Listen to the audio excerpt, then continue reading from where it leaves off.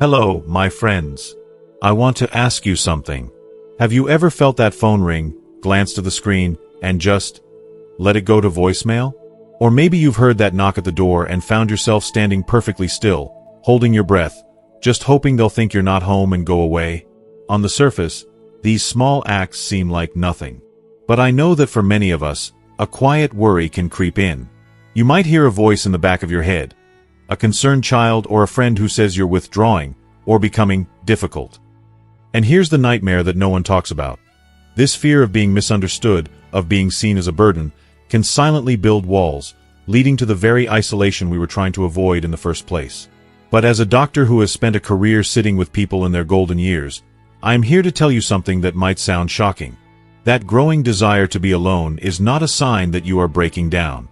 In fact, it is often a sign of profound wisdom, a quiet evolution of the soul. I'm not just speaking from textbooks. I'm thinking of a patient of mine, John, a retired schoolteacher. His children brought him to my office, genuinely worried he was falling into a deep depression because he kept turning down family gatherings. But when I sat and truly listened to John, I discovered something else entirely. A beautiful, powerful truth his family simply couldn't see yet. In today's video, we are going to walk through the 6 deep psychological reasons for this change. We won't just understand why it happens. We will learn to embrace it as a healthy, natural part of life. This is your guide to finding peace with this new chapter. And please, be sure to stay with me until the very end. The 6th and final reason we'll discuss is the most important one. It's about how we define the time we have left, and understanding it can truly change the way you live your remaining years. I'm Dr. Evans. What I'm sharing today comes from thousands of conversations in my practice, not just books. It's all based on recognized psychology and real-world experience. Before we dive in, I truly want to know how many of us share this. If what I've just described feels familiar, please, just take a moment and comment a simple yes below. It shows me you understand, and more importantly, it shows others in our community that they are not alone. Okay, let's begin. Alright, let's get started. We're going to explore these changes together, step by step. Reason number 1.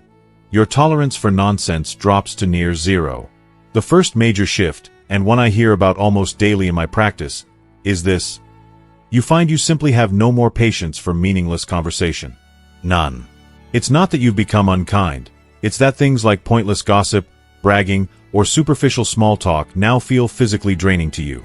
You might find yourself at a gathering, listening to someone go on, and you feel your energy just leaking out of you, like air from a slow puncture in a tire. Now, from a medical and psychological standpoint, this isn't a flaw.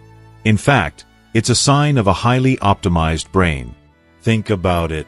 For 6, 7, or even 8 decades, your mind has been a processing powerhouse. It has sorted through countless conversations, interactions, and pieces of information. It has learned, over a lifetime, to distinguish between what is valuable and what is simply emotional noise. What you're experiencing is your brain's incredible efficiency. It's saying, I know what matters now, and this isn't it. The core reason this becomes so pronounced as we age is directly tied to our most precious, non-renewable resource, our energy. When you were younger, you could afford to spend energy on things that didn't really nourish you. You could stay at a party for hours, entertained by trivial chatter. But now, your body and mind understand that your energy reserves are finite. They are valuable. You no longer want to waste a single ounce of it on drama that doesn't concern you or on conversations that go nowhere. This is the root of that feeling of exhaustion. If you've ever come home from what should have been a simple family dinner feeling like you've just run a marathon, this is why. It wasn't the physical activity. It was the mental effort of filtering through all that emotional static. I think of a longtime patient of mine, a wonderful gentleman. Let's call him Bill. For years, he'd go to every Thanksgiving dinner and get cornered by a relative who would talk, non-stop, for an hour about his new car or his golf swing, never once asking Bill a single question. For years, Bill would just nod and smile politely. But last year, he did something different. After 10 minutes, he simply said, "Excuse me, I'm going to get a glass of water," and he walked away. He told me later it felt like taking off a heavy coat he didn't even realize he was wearing. He wasn't being rude. He was preserving his own well-being. So, what is the action you need to take here? It is this: you must give yourself permission. Permission to politely excuse yourself from a draining conversation. Permission to remain quiet when you have nothing meaningful to add. Permission to leave an event when you feel your internal battery is running low. You have earned this right. So please, stop feeling guilty for prioritizing your peace. It's not antisocial. It's an act of profound self-care, and one of the healthiest choices you can make for your mind and body. Reason number 2.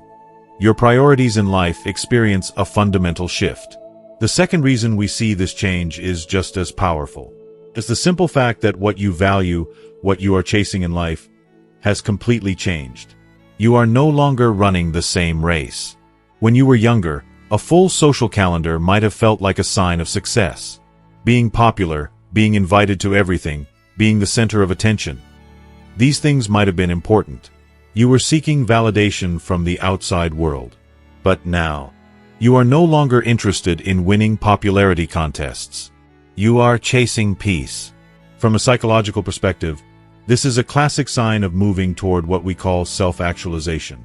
It's a shift from an external locus of control, where your happiness depends on others' opinions and actions, to an internal one, where your contentment comes from within. You are no longer asking, "What do they want from me?" Instead, you are asking, "What do I need for my own peace of mind?" You begin to crave meaningful connections over numerous acquaintances. You'd rather have one deep, heartfelt conversation with a trusted friend than attend a noisy party with 50 people you barely know. The core reason this shift happens with age is wisdom born from experience. After decades of life, you have seen it all. You've seen friendships based on convenience fall apart. You've seen the emptiness of chasing status. You've learned the hard way that true happiness doesn't come from a crowded room. It comes from those quiet, simple moments. A peaceful morning with a cup of coffee. An afternoon spent in your garden. The comfortable silence with a loved one where no words are needed. These are the things that now feel rich and fulfilling. This is why you might find yourself turning down an invitation to a loud restaurant, not because you're tired, but because the thought of spending an afternoon tending to your roses sounds infinitely more joyful. That's not a sign of aging in a negative way. It's a sign of your soul finally knowing what it truly wants. I have a patient, Carol, a lovely woman who, in her 50s and 60s, was the president of 3 different social clubs. Her calendar was always packed. She came to see me a few years after she retired, and she looked more serene than I had ever seen her. I asked her what she was up to, expecting to hear about a new club. She smiled and said, "Doctor, my biggest joy these days is my window seat, a good book, and a pot of tea. My calendar is empty, and my heart is full." She told me, with tears of joy in her eyes, "I'm not lonely. For the first time in my life, I am free." So the solution here is to actively embrace this newfound freedom. I want you to consciously treasure these simple pleasures. Perhaps even take a moment to write down a list of 5 things that bring you genuine, quiet joy. Is it listening to the birds? Doing a crossword puzzle? A slow walk around the block? Make these things the new appointments in your calendar. I urge you, begin to actively pursue peace, rather than simply letting your life be filled with busyness. If this idea of chasing peace instead of popularity resonates with you, I'd love for you to just comment the word peace below. It's a powerful declaration for yourself and for others. Reason number 3, the quiet weight of grief and loss. Now, we must talk about a reason that is more tender, more vulnerable, but absolutely essential to understand. As we get older, our social worlds often shrink not by choice, but by circumstance. We carry the heavy, invisible weight of grief. Over the decades, you have said goodbye to so many people. Friends have moved across the country to be closer to their grandchildren. Beloved family members and spouses have passed on. Cherished relationships have naturally faded as life took people in different directions. Each loss is like a small stone being removed from the foundation of your social life. From a neurological standpoint, grief is an immense tax on your system. It consumes a tremendous amount of mental and emotional energy.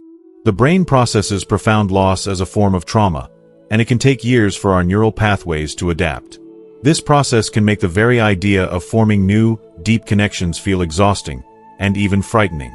It's not that you don't want to meet new people. It's that your heart and mind are still busy processing the goodbyes. The reason this becomes so central to our social lives as we age is the sheer accumulation of these losses. Each one leaves a scar, a memory, a space in our hearts that can't be filled. For many, there comes a point when protecting the remaining precious connections feels far more important than venturing out to build new ones. You start to feel safest in the company of the one or two people who have known you forever, the ones who have weathered the same storms alongside you. There's a comfort in that shared history that can't be replicated. It feels safe. Feels like home. You're not closing yourself off from the world. You are retreating to the safety of your emotional sanctuary. I will never forget a conversation with a patient who had lost his wife of over 50 years. His children were worried because he politely declined all their invitations to social events. When I spoke with him, he explained it so beautifully. He said, "Doctor, my heart is not empty. It's full of her. I don't want to go out and fill that space with noise. I want to sit with it. I want to honor it." He wasn't giving up on life. He was actively engaged in the sacred act of honoring a great love. He was choosing quality, the quality of his memories and his few remaining deep connections, over the quantity of new interactions. The path forward here is one of gentleness and self-compassion. I want you to give yourself grace. Focus on nurturing the high-quality relationships you already have. That one friend you can call anytime. Your children, your grandchildren. These are your anchors. Do not let anyone, or any societal pressure, make you feel like you have to be out there, rebuilding a social network. The most healing action you can take is to allow yourself to be where you are, to honor your losses, and to find comfort in the love that still surrounds you, no matter how small that circle may seem. Reason number 4. A deeper kind of social fatigue. The fourth reason is something I call deep social fatigue. This isn't the kind of tiredness that a good night's sleep can fix. This is a profound psychological weariness, built up over a lifetime of social labor. Think of everything you've done for decades. Managing different personalities at work and in your family, navigating complex group dynamics, playing the peacemaker, mediating arguments, accommodating others' needs, planning events, and always entertaining. 4 years, you were the glue holding things together. That work is exhausting. Biologically, our ability to recover from stress and social interaction can be a form of stress, diminished as we age. Our nervous systems don't bounce back as quickly. Think of it like a battery. When you were 30, your social battery might have been huge, and it recharged overnight. Now, at 70 or 80, the battery is smaller, and it can take 2 or 3 days to recharge after just a few hours of intense social activity. Your body and your mind are sending you a very clear, very logical signal. I need more time to recover. I need rest. This is the core reason why an event you used to look forward to now feels like a chore. That 1-hour lunch with a friend who talks non-stop can leave you feeling completely depleted for the rest of the afternoon. A noisy family dinner, with multiple conversations happening at once, the television blaring in the background. It can feel like you're trying to run a mental marathon. You come home not feeling energized, but feeling utterly drained, your head buzzing. This is your nervous system telling you that it has been overstimulated. It's a physical and emotional reality. You're not being antisocial. Your body is simply telling you its limits. This is exactly why you find yourself starting to say no more often. You might get an invitation to a party and your first thought isn't, who will be there? But, how much energy will this cost me? You're not declining because you don't care about the people. You're declining because you are finally starting to care about yourself and your own well-being. You are choosing rest over obligation. You are choosing calm over chaos. The most practical thing you can do is to learn the art of the graceful no. You don't need a long, complicated excuse. A simple, honest response is always best. Thank you so much for thinking of me, but I'm going to need a quiet evening at home. Or, that sounds lovely, but I just don't have the energy for a big crowd tonight. You are setting a boundary. A healthy, necessary boundary. I want you to start thinking of your peace and your energy as something sacred. Something worth protecting. Because it is. and you are the only one who can be its guardian. So please, start saying no without guilt, and see it as the powerful act of self-preservation it truly is. Reason number 5. The powerful clarity of self-awareness. This next reason is perhaps the most beautiful and empowering of all. You begin to avoid certain people and situations more as you age because you finally, truly know yourself. I mean, you really know yourself in a way that was impossible in your younger years. After decades of trial and error, of successes and heartbreaks, you have gathered an enormous amount of data on one very important subject. You. You know precisely what pushes your buttons. You know what lifts your spirits. You know, without a doubt, what your non-negotiable limits are. This isn't just a vague feeling. It's a form of deep emotional intelligence. It's the culmination of a lifetime of learning. This hard-won self-knowledge comes with a powerful protective instinct. You are no longer willing to put yourself in situations that go against your fundamental nature. It's as if you have an internal compass that is finally perfectly calibrated, and it steers you away from things that will throw you off balance. The reason this becomes a dominant force in later life is that you are no longer trying to be someone. You are simply allowing yourself to be. You've spent so much of your life trying to fit in, to please others, to play the roles that were expected of you. The perfect employee, the perfect parent, the perfect spouse. Now, that pressure is gone. You are free to honor your own temperament. So, if you know that surface-level small talk with strangers makes you feel anxious and drained, you simply stop doing it. You don't force it anymore. If you know that conversations with a particular relative always leave you feeling wounded or angry, you lovingly create distance. Not to punish them, but to protect your own hard-won peace. A dear friend of mine, after she turned 75, put it perfectly.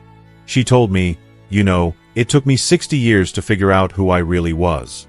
I am not going to spend the next 20 years putting myself in places and with people where I have to pretend to be someone else. What an incredible statement of strength. That is not withdrawal. That is integrity. It's a quiet, powerful strength that you can only earn through a lifetime of experience. You are no longer guessing what is right for you. You are operating from a place of deep knowing. The most important action here is to trust that inner voice. Trust your gut. If you get an invitation and your immediate visceral reaction is a feeling of dread or exhaustion, listen to that. That is your wisdom speaking to you. Your body and soul are telling you what they need. Don't rationalize it or feel guilty. Don't talk yourself into doing something that feels wrong on a deep level. Honoring that inner knowing is the ultimate act of self-respect. Celebrate this profound self-awareness. It is the reward for a life well lived, a gift you have given to yourself. If you are feeling more in tune with yourself now than ever before, I invite you to share that by commenting the word wisdom below. It's a wonderful affirmation of this beautiful stage of life. Reason number 6. Your time becomes as precious as gold. And now we come to the final, and perhaps most profound, reason for this shift. Your relationship with time itself has changed. When you are 20, a week feels like a long time. An hour is nothing. The future feels infinite, like an endless highway stretching out before you. But as you get older, your perception of time becomes exquisitely sharp. You feel it in your bones. An hour is no longer just an hour. It is a precious, irreplaceable segment of your life. A day is not just a day. It is a gift. Time begins to feel like gold. There's actually a well-researched psychological principle that explains this perfectly. It's called socio-emotional selectivity theory. It simply states that when we perceive our remaining time as limited, our goals shift away from exploration and novelty and toward emotionally meaningful relationships and activities. We stop investing in the future and start investing in the present moment. We instinctively prioritize things that bring us emotional satisfaction right now. This isn't a pessimistic outlook. It's an incredibly wise reprioritization. This is the core reason why you have become so selective. You are now deeply aware that every single interaction comes at a cost. Not a cost in money, but in something far more valuable. Your time and your energy.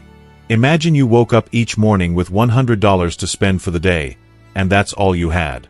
You would be incredibly careful about how you spent each and every dollar, wouldn't you? You wouldn't waste it on trivial things. You would only spend it on what truly mattered. That is exactly how you have begun to view your time and energy. This new awareness changes everything. It's why you might choose to decline a coffee date with a casual acquaintance, not because you dislike them, but because that same hour could be spent on a heartfelt phone call with your grandchild who lives across the country. One is a small expenditure. The other is a priceless emotional investment. You are no longer just spending time. You are investing it. You are looking for the best possible emotional return on that investment. Sometimes, the wisest and most fulfilling investment is to spend that hour alone, in quiet reflection, enjoying your own company. That's not a waste of time. It's a deposit into your own well-being. So the final and most important action is to consciously embrace your new role as the wise investor of your time. Each morning, I encourage you to ask yourself a simple question. With the precious energy and time I have today, where do I want to invest it to bring the most meaning and peace to my life? Let that question guide your yes and your numbers. You have moved beyond simply living a life and have begun to consciously curate it. You are choosing to invest your final precious resources in what truly matters. Your own peace, your deepest connections, and your authentic self. There is no wiser investment than that. So, as we come to a close, let's go back to my patient, John, the retired teacher whose family was so worried about him. After our conversation, John found the courage to sit down with his children. He didn't try to defend himself. He simply explained, in his own quiet way, what he was feeling inside. He told them about the nonsense he could no longer tolerate, and the deep peace he felt just sitting in his favorite armchair, listening to music. And a wonderful thing happened. They listened. Today, John is still a quiet man. He still lets most calls go to voicemail. But his family no longer worries. They don't see a father who is depressed or distant. Instead, they see a man who is at peace with himself. They've learned to value the quality of their time with him, even if it's just sitting together in comfortable silence. They finally understand that his silence isn't a sign of separation. It is a sign of contentment. I hope that through our time together today, you can see the same truth for yourself. This subtle inward shift you may be feeling is not you giving up on life. Not at all. It means you are finally choosing to embrace the very best parts of it. You are not becoming less social. You are becoming more authentically, wonderfully, you. And that, my friend, is a beautiful and precious gift you have given to yourself. As we wrap up, we've explored these 6 profound reasons that can truly transform how we view our golden years. But knowledge is only powerful when we put it into action. So now, I have one important question for you. What is the one commitment you are making to yourself after watching this video? It could be as simple as, I will allow myself to say no without guilt. Or maybe, I will enjoy an afternoon of quiet, just for me, this week. Please, share your personal commitment in the comments below. Reading them inspires others in our community to take that first brave step for themselves. And if you found real value and comfort in our time together, show your support by giving this video a like. It truly helps more people find this message. To ensure you continue on this journey with us and never miss another video full of life-affirming wisdom, hit that subscribe button. It's more than just subscribing. It's joining a community of friends, all dedicated to living our best lives together. Finally, think of one person in your life who might need to hear this message today. A friend, a sibling, maybe even one of your own children, who worries about you. Please, share it with them. You might just give them the gift of understanding. Thank you for spending your valuable time with me today. Stay healthy, stay wise, and I'll see you in the next video.